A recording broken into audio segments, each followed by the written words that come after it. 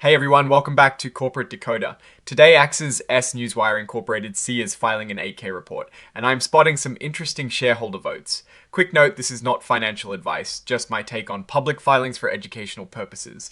The company just held its annual shareholder meeting, and we have the results of what they voted on, which gives us a peek into what the owners of the company think. Alright, so we are looking at a current report from ACCESS Newswire Inc.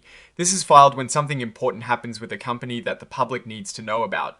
The earliest event reported here is the 26th of June 2026. This form is filed with the US Securities and Exchange Commission, or SEC for short, which is the government agency that oversees the stock market to make sure everything is fair and transparent. ACCESS Newswire Inc. That is our company. They are incorporated in Delaware and trade on the Nice American Exchange under the ticker symbol ACCS.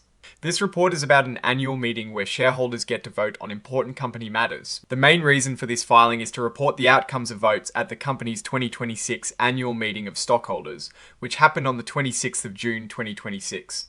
It is important to see how shareholders are voting because they are the owners of the company. So at the meeting, nearly 3 million shares were represented, which is enough for the meeting to be official, or what they call a quorum. The company wanted shareholders to vote on two main things. First, they needed to elect 4 directors. These are the people who will be in charge of running the company and making big decisions.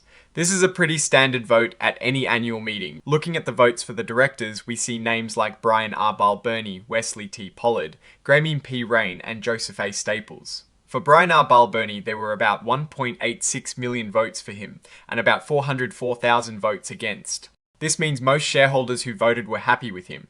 The same general pattern holds for the other directors, with votes for significantly outnumbering votes against. This is good news for the current leadership team.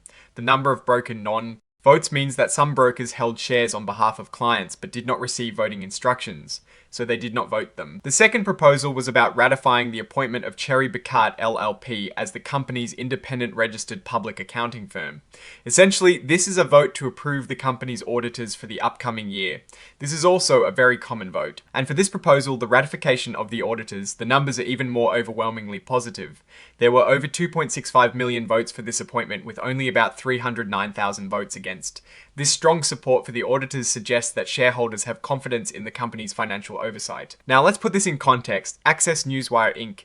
is in the communication services sector, specifically advertising agencies. The market cap is around $27 million, which makes it a smaller company. Its current stock price is around $6.89.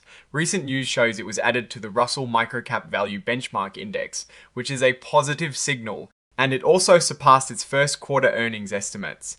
However, there was also a report that CEO Brian Balbirnie sold over $11,000 in company stock just a couple of days before this meeting, which is something to note. Looking at institutional investors, Topline Capital Management LLC holds a significant stake, about 18.3%, which is quite a lot for a company this size.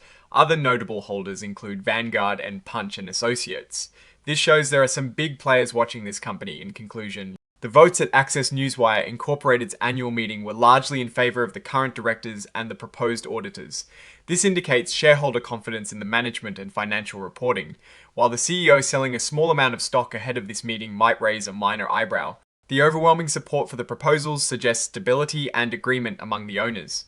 The company is a microcap with some positive recent news regarding its stock index inclusion and earnings, but the CEO's stock sale does warrant some attention. The risk I'm watching is how these votes translate into actual operational improvements and continued growth for the company. What I'm actually looking for is sustained positive earnings and strategic moves that grow the business beyond its current microcap status. Oh, and the research tools I actually use are linked in the description. They help keep this channel going. That is my take. Stay decoded. If this analysis was valuable, hitting that like button really helps, and subscribe for more deep dives. Join our Discord community.